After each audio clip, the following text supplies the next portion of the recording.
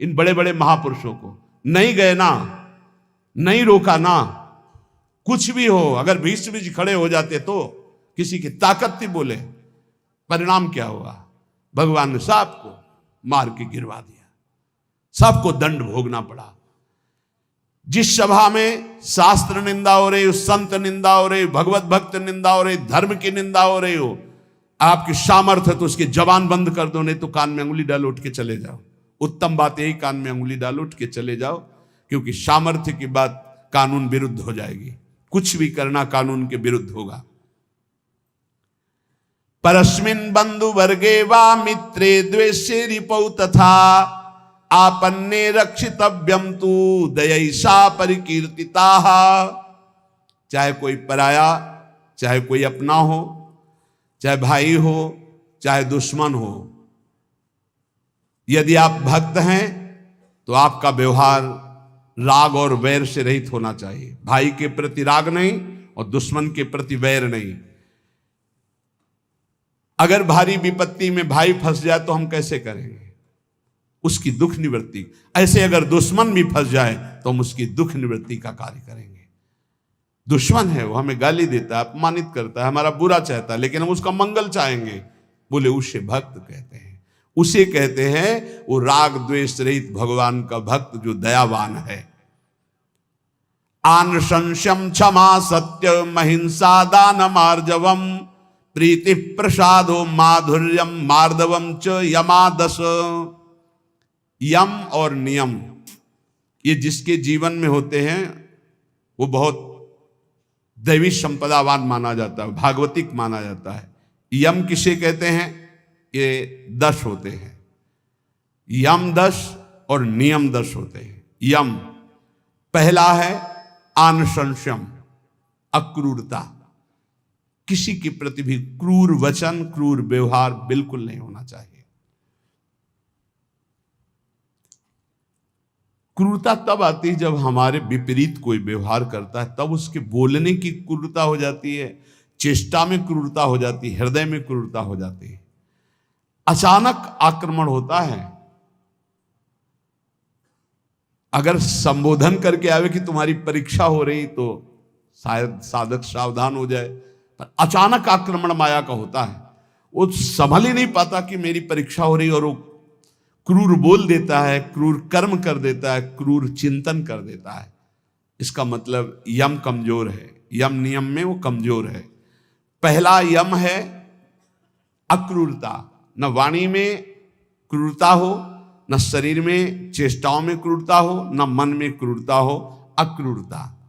दूसरा है क्षमा, सबसे बड़ा बल है क्षमा। कोई कितना भी कैसा भी व्यवहार करे, क्षमा बल से उसे जीत लेना चाहिए। तीसरा है सत्य, सत्य के समान कोई दान नहीं, कोई पवित्रता नहीं, कोई बड़ा अनुष्ठान नहीं। वाणी से सत्य बोलने का नियम बना ले। कलिकाल है, इतना झूठ का बोलबाला है, पूछो मत। झूठ है ही, औरों से तो और जाने तो गुरु जी से झूठ। कई बार कहा है कि एक घर तो छोड़ दो गुरुदेव का, कम से कम उनके सामने तो सत्य बोलो। एक क्षण में उनसे भी झूठ, और जबकि पता है कि उनको पता हो जाएगा, फिर भी झूठ बोल देना। अरे भाई, फांसी थोड़ी लग जाएगी, डांट लग जाएगी, गुस्सा हो जाएंगे, पर हम सत्य बोल देंगे तो हमारा अपराध क्षमा हो जाएगा। सत्य एक जगह तो नियम ले लो तो सब जगह धीरे धीरे फिर भाव मानी संख्या से सवाल हल हो जाएगा। एक जगह सत्य बोलना शुरू कर दो। वाणी में सत्य बोलना, ये यम का नियम। अक्रूरता, क्षमा और सत्य। हमारा जब वाणी में सत्य होगा तो आचरण भी सद आचरण होंगे, फिर हमारा विचार भी सद विचार होगा, और संग भी सदसंग होगा। यम अगला, सत्य के बाद अहिंसा, किसी की भी हिंसा न करना, न मन से, न वचन से, न कर्म से। सत्यम, अहिंसा और दान। सुधन धन्य प्रथम गतिया की दान। बस दान का तात्पर्य इतना ही समझ लो, अहंकार रहित त्वदीयम वस्तु गोविंदम तुभ्यमेव समर्पये। हे प्रभु, आपके द्वारा दी हुई वस्तु, तो ये परिवार से थोड़ा, हमारे परिवार भर के लिए इतना प्रयोग हो गया, 10 रुपया बढ़े, बस ऐसा। ये हमने कहीं नहीं सुना। गरीब आदमी अगर एक बछिया दान करता है तो एक राजा 1 करोड़ गाय दान करे स्वर्णिम आभूषणों से अलंकृत करके, तो उस गरीब आदमी की बछिया के बराबर नहीं होगा। ध्यान रखना, जो गरीब होकर के दान करता है उसका विशेष महत्व होता है। उसकी 4 रोटी उसके पूरे जीवन के कमाई मेहनत से, और तुम 4 करोड़ ऐसे, तो उसकी रोटी के बराबर नहीं हो सकता है। इसलिए दान का विशेष महत्व धर्म द्वारा कमाया हो। जैसे एक बार हमने सत्संग में बताया था दान के विषय में, सेतुआ यज्ञ का मुदगल ऋषि, वो कभी किसी से दान नहीं लेते थे, तो शीलोंच वृत्ति के द्वारा वो अपना उदर पोषण करते। सील कहते हैं जो किसान अपना खेतों से अन्न का अधिकार ले चुका है, अब वो ऐसे खेत उनमें जो दाने बाली पड़ा है उसे बिन लेना। उंच कहते हैं जो बाजार में जहां अन्न की बाजार लगी वो उठ चुकी है, इसके बाद जो दाने गिरे उनको उठा लेना। तो वो ऐसे 2-4 किलो सब मिला करके होता होगा, उससे 12 महीना सतुआ बना लेते थे और उसको थोड़ा थोड़ा 12 महीना और उसी से तप करते थे। एक दिन वो सतुआ पिसा के रखे ही कि इतने में परीक्षार्थ के लिए भगवान अतिथि रूप में, बहुत भूखा हूं हे ऋषि, क्या हमारे उदर पोषण की व्यवस्था हो सकती है? तो उनका हाँ भी तो साल भर के लिए सतुआ एकत्रित ही किया। वो परोसते गए, वो पाते गए, और पूरा साल भर के लिए जो एकत्रित किया था वो सब सतुआ पा गए, चाट चाट के पा लिया कुछ। तो उनका भगवान पूरे साल की व्यवस्था इतनी, जब इसके आगे तो है ही नहीं। तो उनका चलो हम छक भी गए हैं बहुत, और डकार ली और चले। तो एक नेवला वहां से निकला, तो जो 2-4 दाने सतुआ के गिरे थे वो उसके शरीर में छू गए तो स्वर्णिम हो गया, आधा स्वर्ण का। बड़ा उसको चमत्कार मिला। तो जब सुना महाराज युधिष्ठिर की राजसूय यज्ञ हो रही, इतनी बड़ी ब्रह्मा शंकर आदि बड़े बड़े महापुरुष, स्वयं भगवान सच्चिदानंद श्री कृष्ण द्वैपायन व्यासदेव जी सब विराज, तो नेवला पूरी पंगतों में लौटता हुआ घूमता, कहीं स्वर्ण का नहीं हुआ। तो भगवान श्री कृष्ण के पास से निकलकर महाराज युधिष्ठिर वहीं बैठे थे। कहा महाराज तुम्हारी यज्ञ मुदगल ऋषि की सतुआ यज्ञ के बराबर भी नहीं है। तो भगवान श्री कृष्ण ने कहा ऐसा क्यों कह रहे हो? आज तक किसी चक्रवर्ती सम्राट ने ऐसी यज्ञ नहीं की जिसमें स्वयं मैं विराजमान हूं और सब मेरी विभूतियां विराजमान है और सब शास्त्रीय पद्धति से हो रही। तुम ऐसी निंदा क्यों कर रहे हो महाराज राजसूय यज्ञ की युधिष्ठिर की? तब उन्होंने पूरी कथा सुनाई कि सतुआ यज्ञ वाली। बोले महाराज मैं पूरा लौट के देख लिया है कि रुआ भी सोने का ले हुआ, तो हुआ ना आपकी यज्ञ उनसे छोटी? तो भगवान ने कहा हां, मुदगल ऋषि की सतुआ यज्ञ के बराबर तो राजसूय यज्ञ नहीं। क्यों? वो अकिंचन, प्रतिग्रह रहित। तो यहां कह रहे दान शब्द मुदगल ऋषि का जोर का हुआ, जो धर्म के द्वारा मेहनत करके कमाता है। जब कोई राधा बाबा से कभी कोई दक्षिणा देने की बात आई, एक बार राधा बाबा ने भागवत सुना तो कहा भाई भागवताचार्य को दक्षिणा देनी चाहिए, कोई दक्षिणा देगा?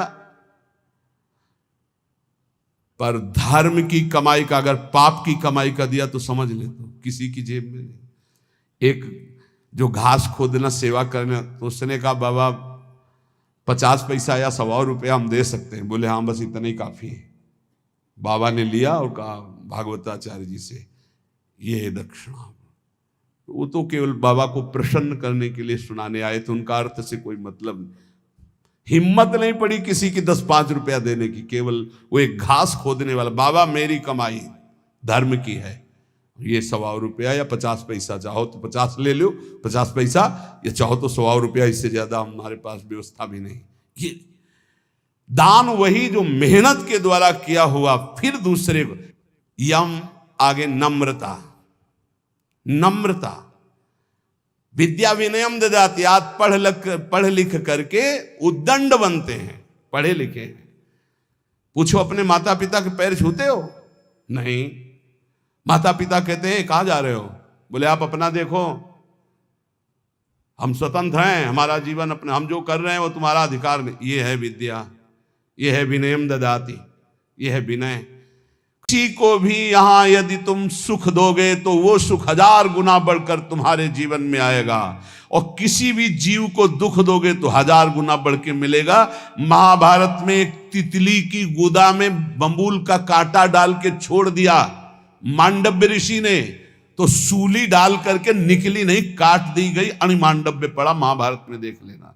तितली कोई मनुष्य नहीं है, पर वो भी जीव है। उसकी गुदा में बंबूल का कांटा, तो ऋषि की गुदा में सूली चुभ हो गई। हम तुम तो बहुत छोटे जीव हैं, वो बहुत बड़ी तपस्या में संलग्न महापुरुष मांडव्य ऋषि, अणिमांडव्य, जिन्होंने सीधे धर्मराज से जाके बात की। यहां यमदूत को देख के सोच और लघु शंका एक साथ छूट जाती है, वो सीधे जाके धमकाए और साप दे दिए, जा 100 वर्ष तक मनुष्य आयु को भोग, तब तुझे पता चलेगा। धर्म के निर्णय में चूक कर दी। मैं 8 वर्ष का था, मुझे ज्ञान नहीं था, बालक था, फिर मुझे ऐसा भयानक दंड क्यों दिया गया?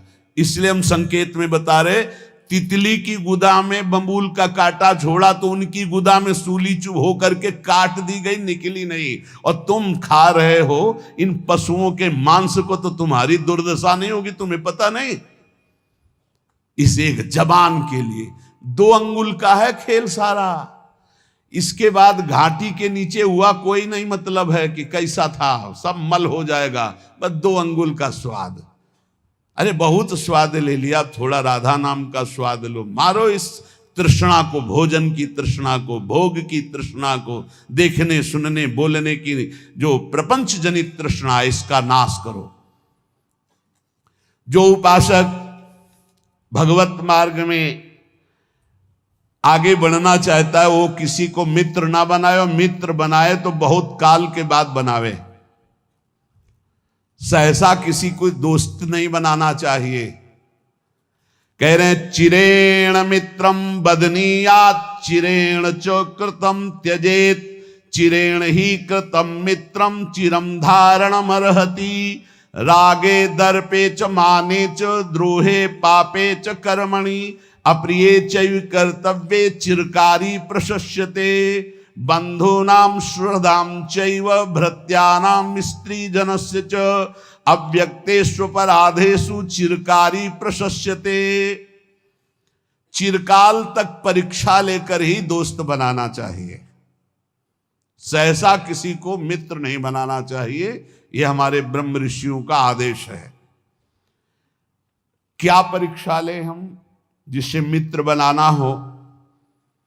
बोले पहले देखे कि हमसे कोई इसका राग तो नहीं है जो हमसे दोस्ती कर रहा है। हमारे रुपये से राग, हमारे शरीर से राग, हमारे रूप से राग, हमारे पद से राग, कुछ ऐसा तो नहीं है जिसे ये देखकर हमसे दोस्ती करना चाहता है। रूप देखकर, शरीर देखकर, पैसा देखकर, अपने सुख की चाह करके हमसे दोस्ती, बिल्कुल। बोले राग त्यागी ही दोस्त होता है। अगर वो कुछ हमसे लेना चाहता है, भोगना चाहता है, पाना चाहता है, वो दोस्त नहीं होता। दोस्त होता है जो नाना प्रकार की दोस्त के द्वारा दी हुई पीड़ाओं और कष्ट को सह करके दोस्त का साथ कभी न छोड़े। कह रहे चिरम धारण मरहती, चिरकाल तक अपने दोस्त को सुख दे और वो दोस्त उसे दुख दे पर उसे सहता चला जाए, उसे दोस्त कहते हैं। ऐसा कौन दोस्त होगा? बोले राग दर्पे च माने च द्रोहे पापे च कर्मणि, जो राग त्यागी होगा।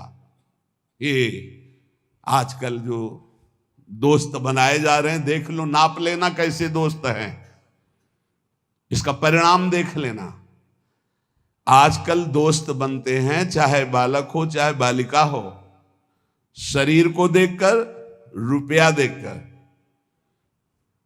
चाहे बच्चा हो चाहे बच्ची, शरीर राग देख करके, रुपया देख करके, सुख का भाव रख करके जो दोस्ती, घबरा जाना ऐसे दोस्तों से, दूरी बनाना ऐसे दोस्तों से, शोषण करने वाले हैं वो दोस्त नहीं होते।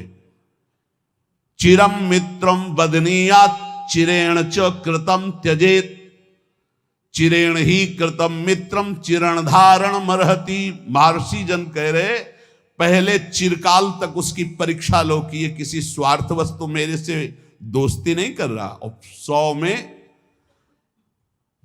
100 स्वार्थ वाले ही मिलेंगे, 100। कोई परमार्थी को होगा जो मित्र ऐसा मिले नहीं, कोई ना कोई स्वार्थ है जिससे वो दोस्त बनाए। चिरकाल तक इंतजार करो, ये किसी स्वार्थ के बसी मित्र वही जो अपने मित्र के लिए प्राणों का त्याग कर दे। कुपथ निवार सुपंथ चलावा। पहला पहचान, तुम्हारे किसी भोग सामग्री, विद्वता, राग, पद, प्रतिष्ठा, इसको देखकर तो नहीं दोस्त बना रहा, हट जाओ, वो दोस्त नहीं, वो स्वार्थी। दूसरा, दर्प, अहंकार। अहंकारी को कभी मित्र नहीं बनाना चाहिए। अगर अहंकारी को मित्र बनाओगे तो उसके अहम में ठेस पड़ेगी तो तुम्हारा नाश कर देगा वो। तीसरा, द्रोह, जो सबसे लड़ाई झगड़ा और द्रोह करने वाले, ऐसे को कभी मित्र नहीं बनाना चाहिए।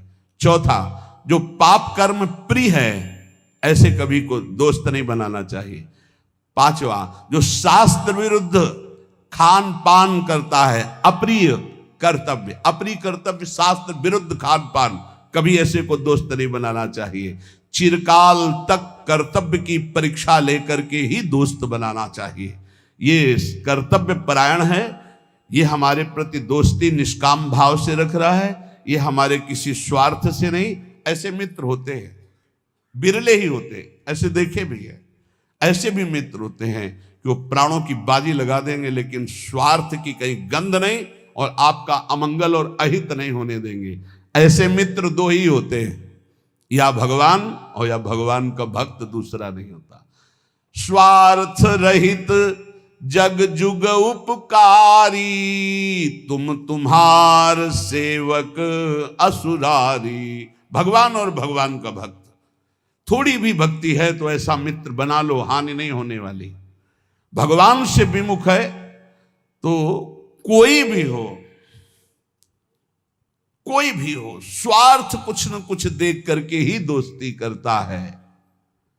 सुर नर मुनि सबकी यह रीति, स्वार्थ लागी करें सब प्रीति। जहां कहीं स्वार्थ होगा, चाहे कोई भी हो, वो तभी जुड़ेगा।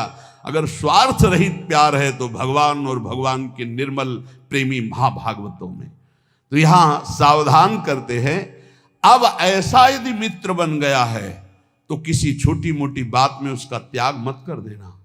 चिरकाल तक परीक्षण करो, चिरकाल तक उसकी मित्रता को धारण करो। ऐसे छोटी मोटी कोई बात कर दे, कोई शिकायत कर दे या कोई मन मोटा हो जाए, ऐसे स्वार्थ रहित मित्र का सहसा त्याग नहीं करना चाहिए। बंधूनाम सुहृदाम च भृत्यानाम स्त्री जनस्य च अव्यक्तेषु पराधेषु चिरकारी प्रशस्यते। ज्ञान वृद्ध और वयोवृद्ध, इन दोनों का सम्मान करना चाहिए, पर सबसे पहले ज्ञान वृद्ध। जैसे श्री सुखदेव जी ज्ञान वृद्ध हैं और उनके पिता पितामह बड़े बड़े वयोवृद्ध हैं, जब सुखदेव जी पधारे तो सब खड़े हो गए। ज्ञान वृद्ध का अध्यात्म में सम्मान होता है, लौकिक व्यवहार में वयोवृद्ध का सम्मान होता है। बोले 80 वर्ष के हैं तो प्रणाम, और भगवत मार्ग में ज्ञान वृद्ध का, अगर वो 10 वर्ष का भी है और वो भगवान की भक्ति में बढ़ा हुआ है तो देखो, गुरु का नाम पीछे आया, चेला का नाम पहले आया। प्रहलाद, फिर नारद, जबकि नारद जी गुरु है प्रहलाद जी के। पर जब भक्त नामावली का गान करते हैं प्रातः स्मरणीय भक्तों में, तो प्रहलाद, नारद, पराशर, पुंडरीक, व्यास, अम्बरीश, सुकसौनक, भीष्म, दालभ्यान, पहले प्रहलाद जी का आया। अद्भुत भक्ति, अद्भुत निष्ठा। तो यहां ज्ञान वृद्ध का सम्मान अध्यात्म में होता है, व्यवहार में वयोवृद्ध का सम्मान होता है। दीर्घ काल तक ज्ञान वृद्ध पुरुषों का जो संग किए हुए है, उसको चाहिए कि धर्म का सेवन करने के लिए, धर्मयुक्त स्वभाव बनाने के लिए अपने आप को बंधूनाम सुहृदाम चयुभृत्तानाम स्त्री जनस्य च, अपने बंधु भाई परिवार, सुहृद भृत्य स्त्री वर्ग, अगर इनसे कोई अपराध बन जाए तो इनसे कभी द्रोह ना करे, इसके लिए ज्ञान वृद्ध संतों से शिक्षा प्राप्त करके अपने परिवार को प्रीति के द्वारा बांधे।